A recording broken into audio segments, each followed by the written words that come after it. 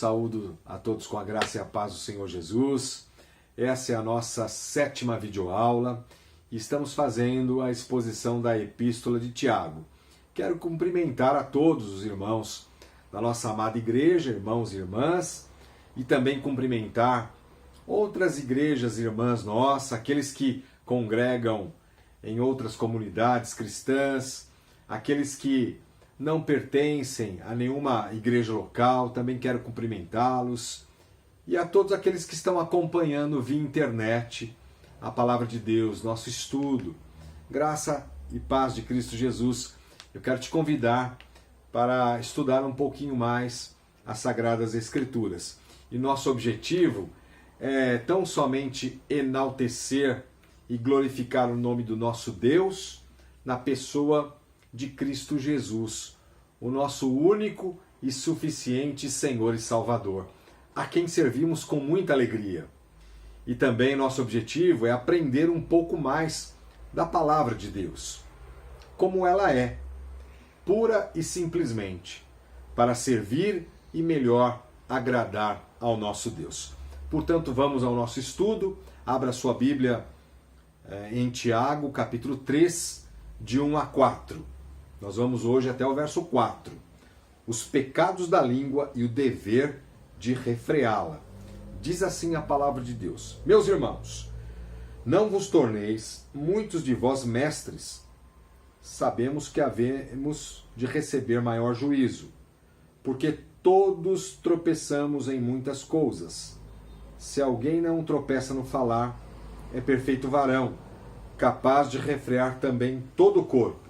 Ora, se pomos freios na boca dos cavalos para nos obedecerem, também lhes dirigimos o corpo inteiro.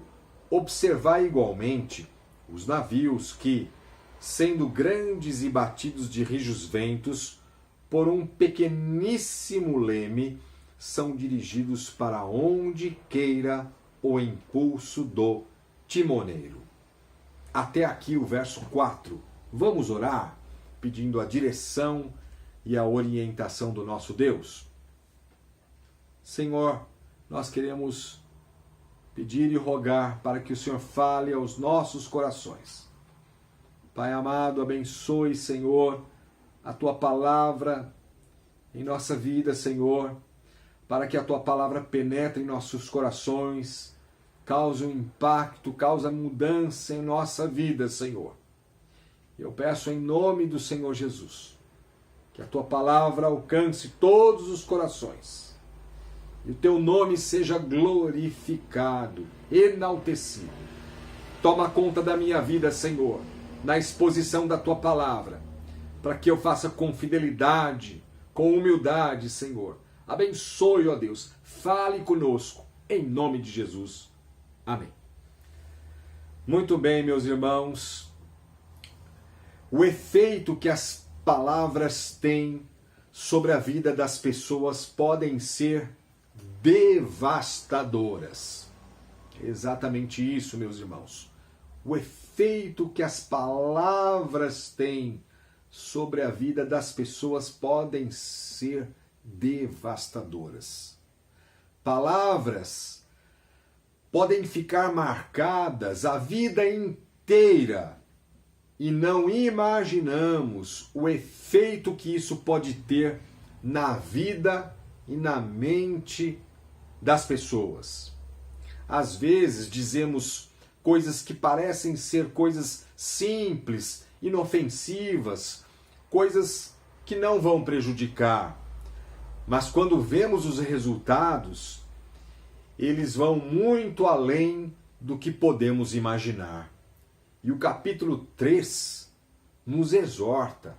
O capítulo 3 fala da necessidade de domar a nossa língua, pois ela é a principal ferramenta do cristão, principalmente de um mestre, daquele que ensina.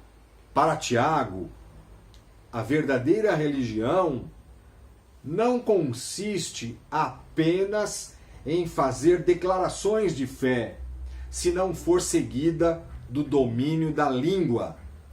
Por isso, Desde o primeiro capítulo que estamos vendo, Tiago ensina seus irmãos a terem cuidado com a fala, com a língua, pois ela é mais perigosa do que parece.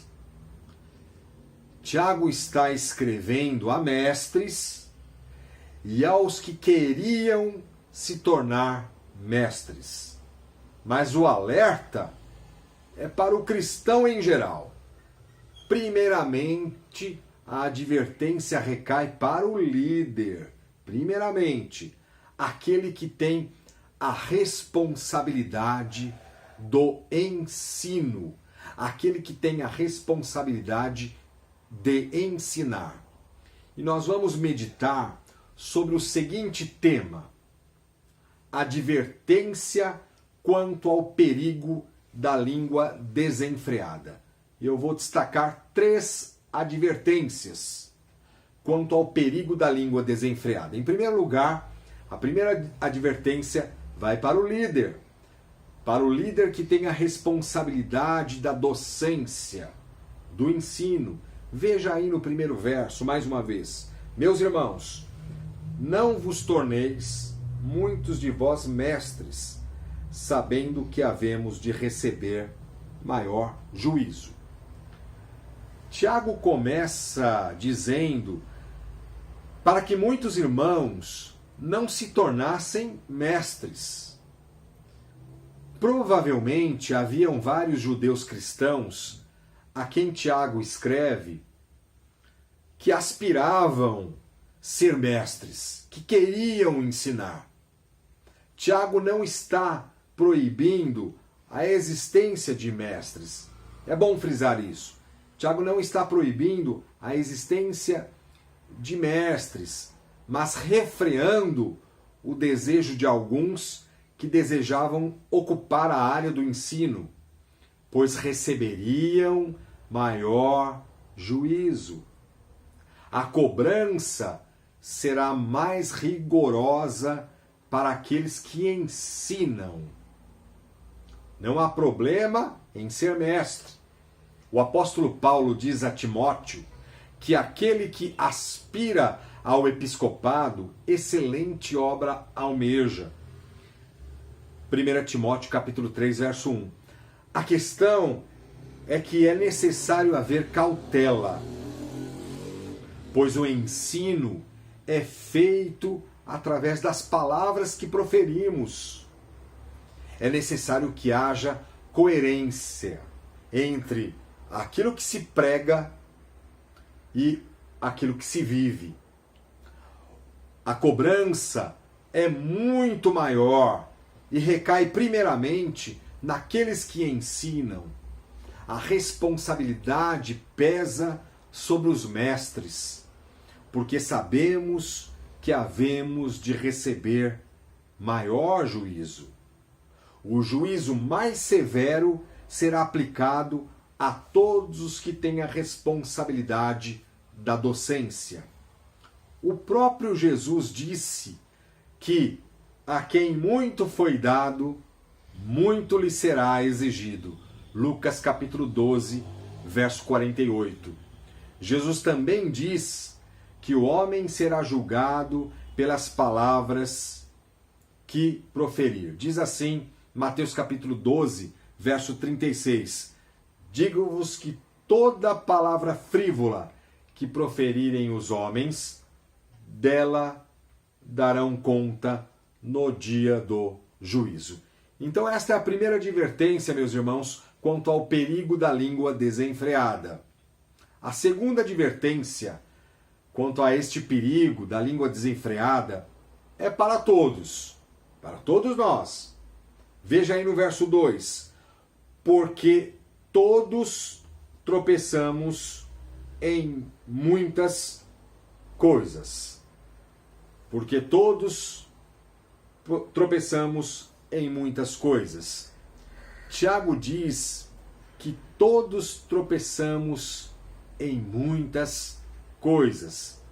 Note que a expressão todos tropeçamos indica uma ação contínua, ou seja, estamos sempre tropeçando, sempre repetindo os mesmos erros em várias coisas. E é interessante que Tiago se identifica como um pecador. De forma sincera, consciente e humilde, Tiago reconhece e se inclui dizendo que ele também tropeça. E não somente tropeça, mas tropeça em muitas coisas.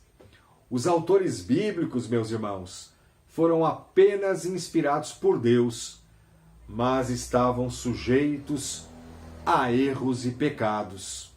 Tiago diz que o homem que não tropeça na língua é perfeito varão.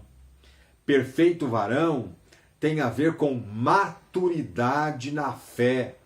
Perfeito varão não é um homem sem pecado, mas aquele que chegou à maturidade cristã. E a aplicação disso é muito simples, meus irmãos. Assim como os autores bíblicos e Tiago, assim como eles, todos nós estamos sujeitos a cometer erros e pecados com relação ao mau uso da língua. Não somente tropeçamos, mas tropeçamos em muitas coisas, e principalmente aqueles que ensinam. Não somente tropeçamos, mas tropeçamos em muitas coisas, e principalmente aqueles que ensinam. De maneira geral, todos estamos ensinando alguma coisa, ou boa ou ruim, até mesmo quando estamos em silêncio. Estamos ensinando alguma coisa. Não existe neutralidade. Portanto, a lição é dupla. Em primeiro lugar, é ter a consciência e humildade e reconhecer que tropeçamos em muitas coisas. Reconhecer, como Tiago teve a humildade de reconhecer que também tropeçava. E em segundo lugar, meus irmãos, quais são essas muitas coisas que Tiago diz? Conversação torpe, maledicência, fofocas, boatos, calúnia, difamação.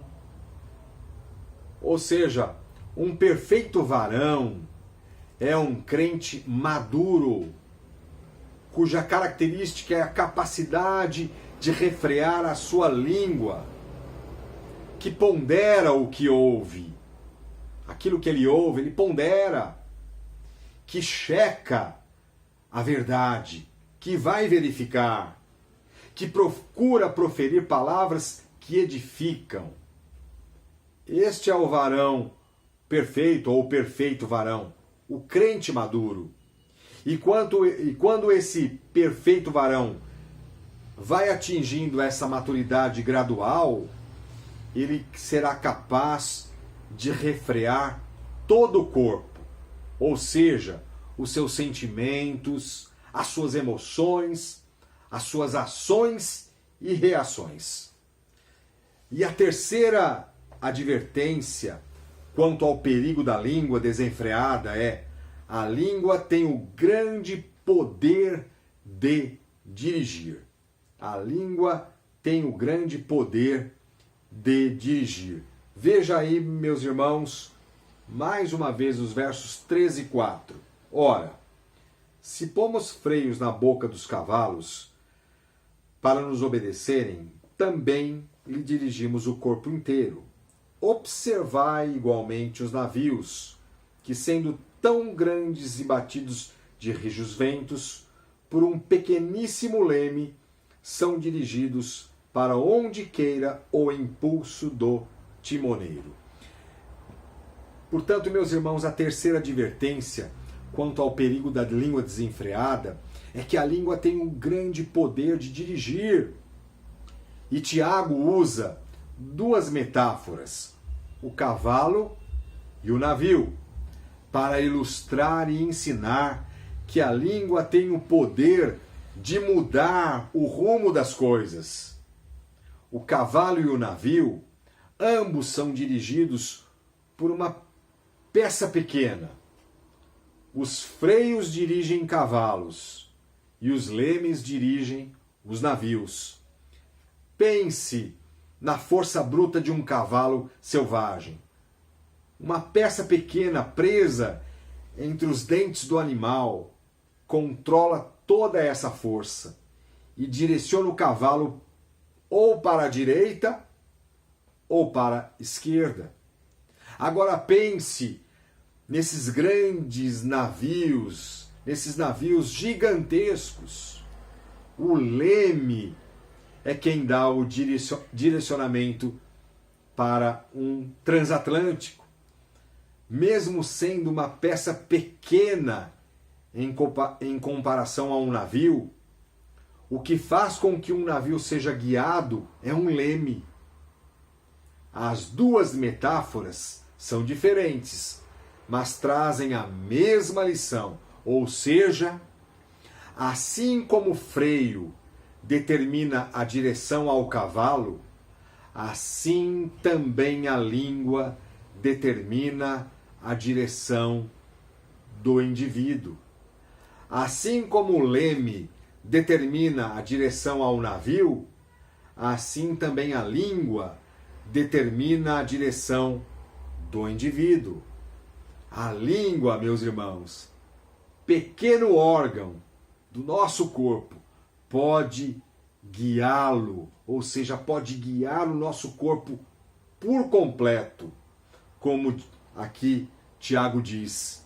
Por exemplo, o poder da língua é uma grande arma, ou do líder religioso mal intencionado, ou de um político desonesto, que tem como objetivo confundir e enganar com palavras que o povo quer ouvir.